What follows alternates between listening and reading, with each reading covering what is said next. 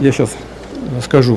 Նիկոլ Փաշինյանի փոխարեն Աստանա ԵԱՏՄ գագաթնաժողովին մեկնած փոխվարչապետ Մհեր Գրիգորյանին է Ռուսաստանի նախագահը ներկայացրել տնտեսական այն հետևանքները, որոնք կարող են լինել ԵԱՏՄ-ից Հայաստանի դուրս գալու դեպքում։ Я говорил на нашей встрече. Ես այդ մասին ասացի Հայաստանի ներկայացուցչին, փոխվարչապետին։ Այդ մասին խոսակցությունը կարող է լինել անկեղծ, բացարձակ հրապարակային։ Именно честно и откровенно говорить. Պուտինը շեշտելով, որ հայ ժողովրդի հետ հատուկ հարաբերություններ ունի Ռուսաստանը, հայտարարել է պետք է վերանայվեն Հայաստանի հետ տնտեսական կապերը, եթե պաշտոնական Երևանը շարունակի Եվրամիության անդամակցելու ուղին։ Նա հիշեցրել է իր վերջին ապրիլ 1-յան զրույցը Փաշինյանի հետ։ Նիկոլ Վովայևիչին ասացի, այնինչ լավ է հայերի համար, ընդունելի է եւ լավ է Ռուսաստանի համար։ Արեք այնպես, ինչպես ճիշտ եք համարում, ելնելով հայ ժողովրդի շահերից։ Делайте так, как вы считаете нужным, исходя из интересов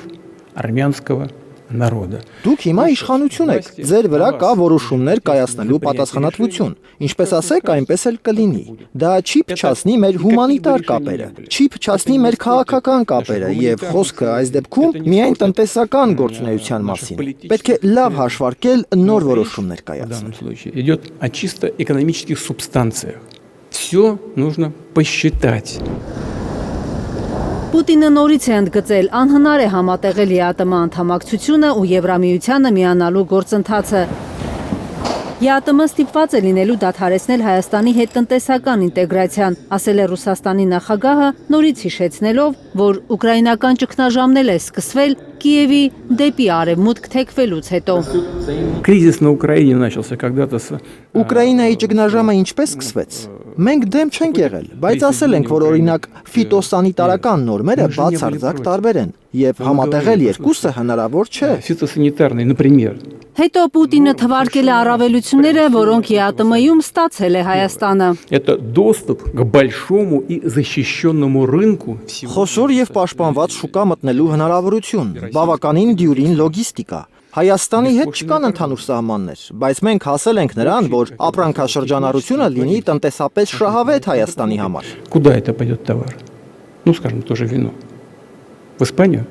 Во Францию? Ուր է գնալու հայկական ապրանքը։ Օրինակ գինին, Իսպանիա, Ֆրանսիա, Պորտուգալիա։ Ուր։ Դրա մասին պետք է մտածել։ Չհաշված զբոսաշրջությունը, տրանսպորտային ծառայությունները։ Сейчас про транспорт скажу дополнительно. Ռուսաստանի նախագահը նաև հիշեցրել է, որ ռուսական էներգակիրները Հայաստանը ձեռք է բերում աննախադեպ ցածր գնով։ Ըստ նրա, ԵԱՏՄ-ն լքելու դեպքում գները կբարձրանան։ Придется перейти к повышению уровня тарифов. Հայաստանի համար գործող տարիֆները չեն կարող մնալ նույնը։ Տարբեր փորձագետների հաշվարկներով Հայաստան մատակարարվող էներգակիրների գների աճը կհանգեցնի նրա հնայի առնվազն 14%-ի կորստի։ Это приведет к потере как минимум 14% ВВП. Երկու աթոռի վրա նստելու Փաշինյանի քաղաքականության պատճառով լուրջ խնդիրների առաջ են կանգնելու Ռուսաստանում աշխատող հազարավոր հայաստանցիներ։ Сейчас состояние. Պուտինի խոսքով հայերն են ստիպված լինելու ենթարկվել միգրացիոն սովորական պահանջներին եւ ստանալ աշխատանքի այնպիսի արտոնագրեր, որոնք սահմանված են ԵԱՏՄ-ին չանդամակցող պետությունների քաղաքացիների համար։ Теперь уж точно достаточно. Большое вам спасибо. Не сердитесь уже, хватит. Կարնե Մանգասարյան, Անի Ղանդիլյան, Հայլուր։